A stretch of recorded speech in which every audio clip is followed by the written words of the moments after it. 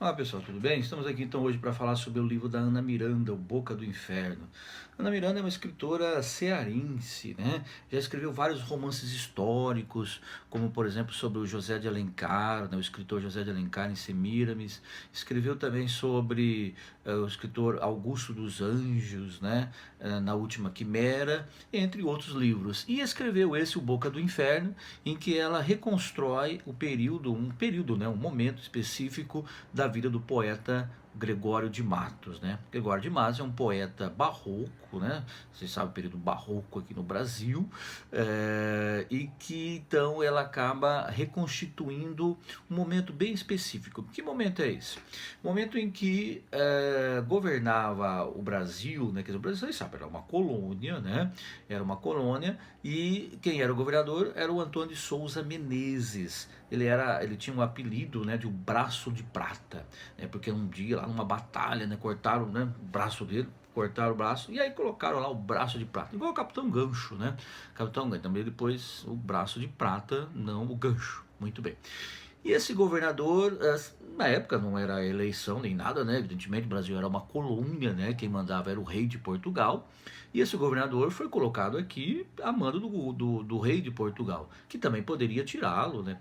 E esse governador então ficou conhecido como sendo um cara muito difícil, né, de difícil trato, um ditador, né, um ditador, alguém que queria, né, apenas favorecer o seu grupo e não estava muito preocupado com os colonos e acabou, inclusive, cometendo alguns erros, né, em relação aí à sociedade como um todo e despertou a ira, despertou, sim, a revolta, né, de muitas pessoas, entre eles do próprio Gregório de Matos, né, mas principalmente do Bernardo Ravasco, né, o Bernardão, né? Esse Bernardo Ravasco também pertencia ao governo e acabou até sendo perseguido pelo governador.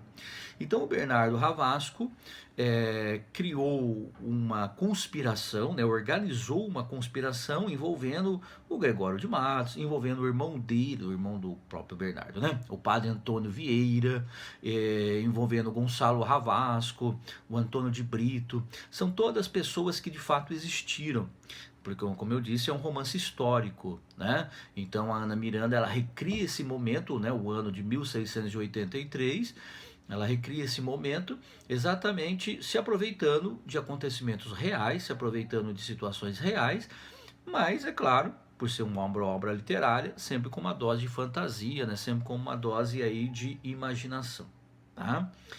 Então, o livro é simples, né?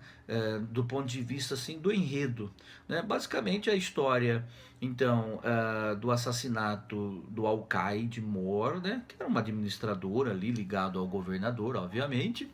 E esse alcaide foi morto então pelo grupo do Ravasco. Quem matou mesmo foi o Antônio de Brito, né? O Antônio de Brito deu uma punhalada do cara lá no rapaz lá, né? E ainda cortou a mão dele, só para dizer, ó, o seu governador não tem mão, você também não vai ter, vai ser enterrado sem mão, né? E aí deram essa mão, ele, né, para uma moça chamada Maria Berco, né? Maria Berco, eu não sei se existiu, né? Mas a Maria Berco, ela trabalhava para os Ravasco, né? Os Ravasco, né? Trabalhava lá para ela. Aí deram para ela lá, ela embrulharam lá, evidentemente ela não sabia que era uma mão, né? E foi levar para o Bernardo, né? Bernardo, né? A mão do alcaide, tá? E ela levou no meio do caminho, uma viagem meio longa, tinha que pegar até barco, não sei o que. Aí que ela estava fedendo, né? Ela percebeu que a mão, que aqui era uma mão, e melhor ainda do que uma mão é que tinha uma mão, né? A gente fala mamão, você lembra do mamão. Enfim, e pior não, o melhor é que tinha um anel muito valioso na mão, né? No dedinho, né? Que era para comprovar que era a mão do alcaide Mor lá, né? E obviamente que ela jogou a mão fora, que ela não queria mais saber da mão, pegou a joia e foi vender, né? Foi vender. Muito bem.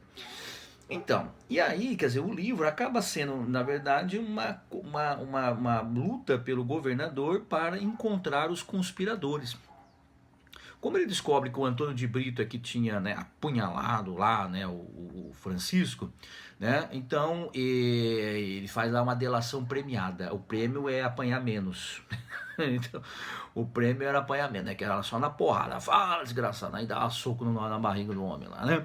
Então, se você quer apanhar menos, fala quem é. E aí, é claro, começa todo um clima de perseguição em torno aí, né, dos conspiradores. Esse é o ponto principal, né?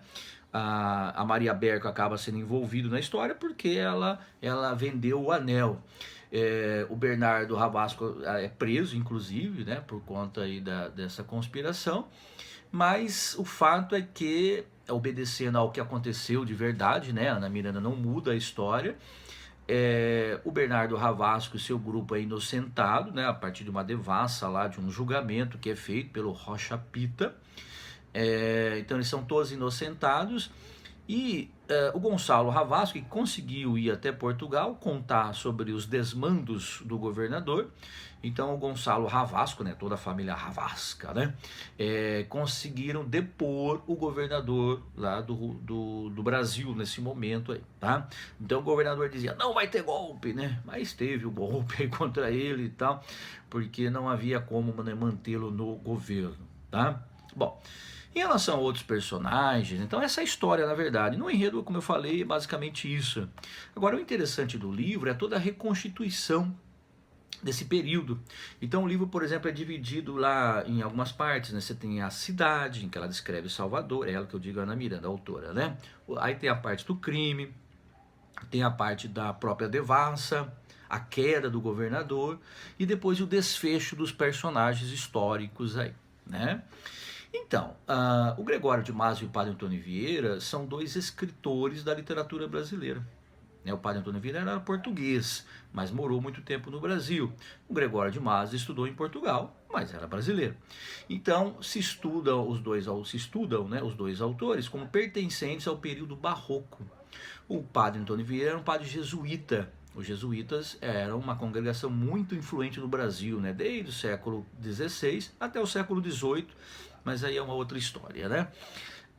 Mas ele era muito influente, e o Gregório de Mazzio até pensou em ser padre, também estudou lá, né, no seminário, né, fez lá os estudos no colégio dos jesuítas, mas abandonou a batina porque, né, ele preferia dar uns beijinhos lá, né, nas mocinhas e coisa e tal. Tá? Então, o título, né, O Boca do Inferno, é uma referência ao Gregório de Matos, que era um poeta satírico. Né, ele satirizava, ele inclusive, né, tem poemas que tratam desse governador, o Braço de Prata, né, muitos poemas satíricos em que ele mostra a cidade da Bahia, que na Bahia falta muita honra, falta muita vergonha na cara, que tem muita corrupção, né, nem é o Brasil, né, então, enfim, então o Gregório de Matos, ele recebeu essa alcunha, né, ou seja, o apelido, justamente pelas críticas que ele fazia a todo esse, né, contexto, a todo esse período, tá bem? Então é isso, quer dizer, né, os pontos mais importantes do livro são esses, tá certo? Alô, meu povo.